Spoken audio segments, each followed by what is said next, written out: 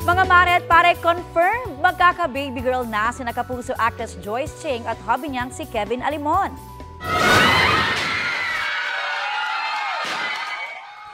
Yan ang exciting gender reveal party ng couple kasama ang kanilang family and friends. Biro ni Joyce sa kanyang IG post, halatang halata raw kung sino ang team boy at team girl dahil sa shocked expression ni Kevin.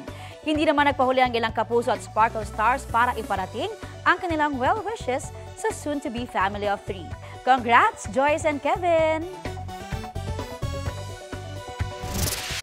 Kapuso, para sa mga maiinit na balita, mag-subscribe sa GMA Integrated News sa YouTube. Sa mga Kapuso naman abroad, subaybayan nyo kami sa GMA Pinoy TV at sa www.gmanews.tv.